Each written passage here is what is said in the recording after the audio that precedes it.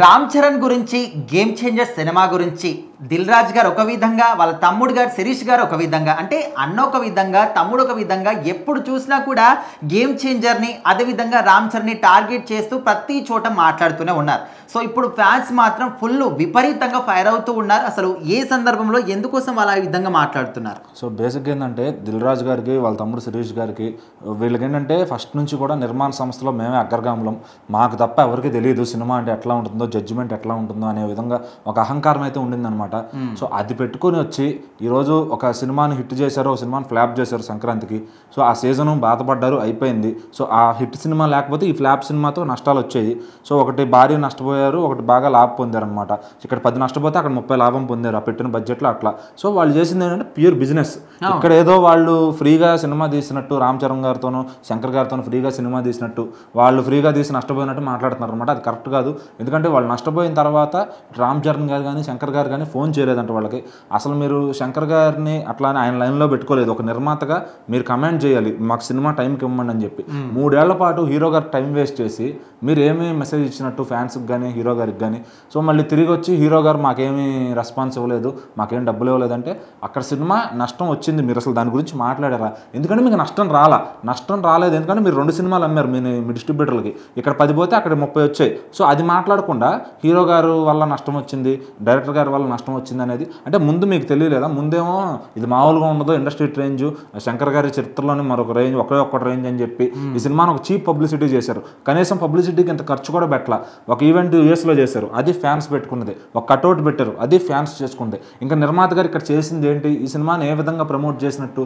సినిమాను మీరు కనీసం ప్రమోట్ చేసుకోలేకపోయారు. అంటే 400 కోట్లు బడ్జెట్ పెట్టి తీసి కనీసం ఒక 4 కోట్లు 5 కోట్లు పెట్టి ప్రమోషన్ చేసుకోలేకపోయారు సినిమాని. కనీసం అన్ని ఏరియాలో ఆడించుకోలేకపోయారు సినిమాని. అంటే ఒక పండగను ఎవరన్నా ఎంత ఫ్లాప్ సినిమా అయినా కూడా పండగ సీజన్ వచ్చినప్పుడు చాలా బాగా చూస్తారు వెళ్ళి. ఎందుకంటే ఆ ప్రమోషన్ అనేది గ్రౌండ్ లెవెల్లో జరగాలి. సో అదేమి చేయకుండా పాన్ ఇండియా సినిమా తీసేసాం, సంక్రాంతికి వచ్చేసాం అంటే సరిపోతుందా? మరి సంక్రాంతికి వస్తున్నాక ఆ మ్యాజిక్ ఎందుకు వర్కౌట్ అయిందంటే అనిల్ రావుపూడి గారు సెట్స్లో సైతం ప్రమోషన్ చేసుకున్నారు సినిమాని. సో మరి ఆ డైరెక్టర్ మీద ఉన్న మీకు నమ్మకం ఈ శంకర్ గారి మీద ఏమైపోయింది? ఆయన తమిళోడైతే మాట వినడా? మరి మాట విన్నప్పుడు మీరు 50వ సినిమా ప్రతిష్టాత్మకంగా డబ్బులు ఎందుకు ఇచ్చారు? సో ఈ సినిమాని మీరు భారీ లాభాలకే అమ్ముకున్నారు. 400 కోట్లు పెట్టి మీరు తీసారా లేదనేది పచ్చి అబద్ధం ఫస్ట్ థింగ్. సో ఆ క్వాలిటీ అయితే ఎక్కడ కనపడలేదు, 400 కోట్లు ఉన్న క్వాలిటీ. సో ఓకే 400 కోట్లు అనుకుందాము, చేశారు, బడ్జెట్ పెట్టారు. తర్వాత మీరు దాన్ని అమ్మేసుకున్నారు. ఏ రకంగా? డిస్ట్రిబ్యూటర్లకు అమ్మేశారు, మ్యూజిక్ రైట్స్కి అమ్మేశారు, శాటిలైట్ ఓటీటీ రైట్స్కి అమ్మేశారు. ఓటీటీని మళ్ళీ ఒక సంస్థకు కదా అమెజాన్కి ఇచ్చారు, హిందీ వర్షన్ జీ వాళ్ళకి ఇచ్చారు, శాటిలైట్ అంతా జీ తెలుగు వాళ్ళకి ఇచ్చారు. సో ఇన్ని రకాలుగా మీరు లాభాలు పొంది మాకు సినిమా నష్టపోయిందంటే మీ డిస్ట్రిబ్యూటర్లు నష్టపోయారు. ఎక్కడ? మీరు ఇచ్చిన చీప్ ప్రోడక్ట్ కొనుక్కుని. సో అది మీకు ఉండాలి. మీరు ఇచ్చిన చీప్ ప్రోడక్ట్ కొనుక్కుని వాడు నష్టపోయాడు. మీరు ఇచ్చిన కుళ్ళిపోయిన పండు కొనుక్కుని వాడు నష్టపోయాడు. ఒక పండేమో మంచిది క్లాస్గా నిగనిగలాడేది ఇచ్చారు సంక్రాంతికి వస్తున్నాంతో. సో గేమ్ చేంజర్ ఏమో పుచ్చిపోయింది అనుకుందాం. సో కానీ మీరు ఏమంటున్నారు ఇక్కడ? మీరు లాభానికి అమ్మేసుకుని కూడా మేము నష్టపోయాము, మాకు తీవ్ర నష్టం వచ్చింది, హీరో గారు మమ్మల్ని పట్టించుకోలేదని మాట్లాడడం కరెక్ట్ కాదు. సో అది మళ్ళీ ఓకే అయిపోయింది. ఆ నెలంతా డప్పు కొట్టుకున్నారు ఫ్లాప్ అని చెప్పి. అవతల అందరు ఫ్యాన్స్ కూడా ట్రాల్స్ చేశారు, హీరో గారికి అయిపోయింది. ఇప్పుడు మళ్ళీ వచ్చి ఏదో ఒక సందర్భంలో మీ తమ్ముడు సినిమా కొత్తది రిలీజ్ అవుతుంది, దానికి నిర్మాత శిరీష్ గారే. అంతకుముందు రాజు శిరీష్ అని పేర్లు వేసుకున్నారు, ఇప్పుడు చూస్తే శిరీష్ అని ఒకటే ఉంది నేను కొత్త ట్రైలర్. అంటే ఇదేంటి? అంటే మీలో మీకే అండర్స్టాండింగ్ లేదా?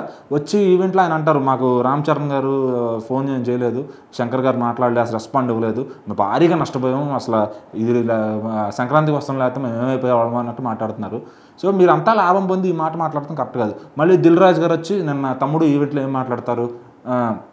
రామ్ చరణ్ గారితో మళ్ళీ సినిమా తీస్తాం, మళ్ళీ ఆయనకి హిట్ ఇవ్వలేకపోయిన బాధ నాకు ఉండిపోయింది, గేమ్ చేంజర్ ఈ సంవత్సరం ఎందుకో మాకు కలిసి రాలేదు, మళ్ళీ ఆయనతో సినిమా తీస్తాం, సూపర్ హిట్ కొడతాం అంటే మీకు ఫ్లాప్ ఇచ్చిన హీరోతో మళ్ళీ మీకు సినిమా తీస్తే అంత అవసరమా? అంత దురద అనుకోవాలా లేకపోతే ఏమనుకోవాలి? సో మళ్ళీ డబ్బులు పెట్టి ఆల్రెడీ నష్టపోయాడని మీ తమ్ముడు చెప్పాడు, మళ్ళీ అన్నయ్య వచ్చి మళ్ళీ మేము సినిమా తీస్తామంటే అన్న ఒకలాగా తమ్ముడు ఒకలాగా అంటే ఏంటి? మీకే ఇది లేదు. కానీ మీరు వచ్చి ఉద్ధరిస్తామంటే కుదరదు. మీరు తర్వాత ఎవరన్నా ఒక చిన్న డిస్ట్రిబ్యూటర్లో సినిమా కొనుక్కుంటామంటే వాళ్ళు కొనుక్కోనివ్వరు, మొత్తం మీదే ఉండాలి. ఇప్పుడు కొత్తగా నైజాం పోయి ఆంధ్ర మీద కూడా పడ్డారు. సో అక్కడ కూడా మీ రాజకీయాలు మొదలైనవి. సో అది కొంచెం తగ్గించుకోండి. మీరు అనుభవజ్ఞులు, బాగా తెలివైన వాళ్ళు, సినిమాని జడ్జ్ చేయగలిగిన కెపాసిటీ ఉన్నవాళ్ళు, సో ఇది హిట్ ఆఫ్ ఫ్లాప్ అని ఎడిటింగ్ రూమ్లో చెప్పగలిగిన వాళ్ళు. మరి అది తెలిసి ఈ సినిమాని అంత రేటుకి ఎందుకు అమ్మారు? మరి మీరు ముందే చూసుకోవాలి కదా. సో చేసిన తప్పు చేసేసి ఇప్పుడు హీరో గారి మీద డైరెక్టర్ గారి మీద బ్లేమ్ అంటే అది ఎవరు తీసుకోరు.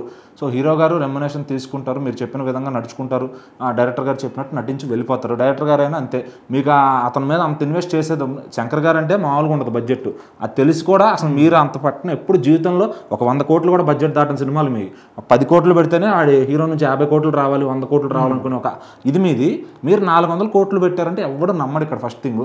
సో శంకర్ గారి సినిమా కాబట్టి అంత పెట్టించి ఉంటారు. అంత పెట్టే ముందు మీకు తెలియదా ఇది ప్రతిష్టాత్మక సినిమా, మరి దాన్ని బాగా ప్రమోట్ చేయాలని చెప్పి. సో లోపం మీ దగ్గర ఉంది, చీప్ ప్రోడక్ట్ ఇచ్చింది మీరు, అవుట్డేటెడ్ ప్రోడక్ట్ ఇచ్చింది మీరు. అది ఎప్పుడో రావాల్సిన సినిమాని హీరో గారి టైం 3 ఏళ్ళు వేస్ట్ చేసి, ఆ డైరెక్టర్ గారు ఏమో ఆయన టెన్షన్లో, ఆయన ఏదో తమిళ సినిమా టెన్షన్లో, ఆయన కోర్టులో కేసులుంటే ఆయన టెన్షన్లో ఆయన ఉన్నాడు. సో మీరు సరిగ్గా డైరెక్టర్ గారిని పట్టుకోలేకపోవడం మీ తప్పు. ఇక్కడ దీన్ని వచ్చి హీరో గారిని డైరెక్టర్ గారిని బ్లేమ్ చేస్తానంటే ఎవరు పడరు.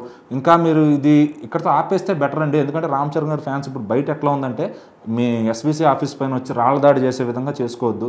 సో రీసెంట్గా ఏదో ఛానల్ పైన రాళ్ళ దాడి చేసినట్టు అదేవిధంగా ఇప్పుడు మీ ప్రొడక్షన్ ఆఫీస్ పైన కూడా చేసే అవకాశం ఉంటుంది. సో మీరు కొత్త వాళ్ళకి అవకాశం ఇస్తామని పెట్టారు ఓకే, కానీ పాత వాళ్ళని తప్పుగా మాట్లాడి హీరోలని తక్కువగా ఇచ్చి, సో ఇక్కడ బిజినెస్ చేసింది మీరు, నష్టపోయిందో లాభపోయిందో మీరు, ఆ సీక్రెట్కి బయటకు చెప్పరు. కానీ వచ్చి హీరో గారిని బ్లేమ్ చేస్తామంటే ఎవరు కూడా ఊరుకోరు. ఖచ్చితంగా అది దృష్టిలో పెట్టుకుని నెక్స్ట్ ఒకవేళ మంచి సినిమా చేస్తే కనుక అప్పుడు చెప్పండి మాకు అక్కడ లాస్ వచ్చింది ఇక్కడ కవర్ అయిందని. ముందే వచ్చి డమ్గా కొట్టుకోవడం కాదు.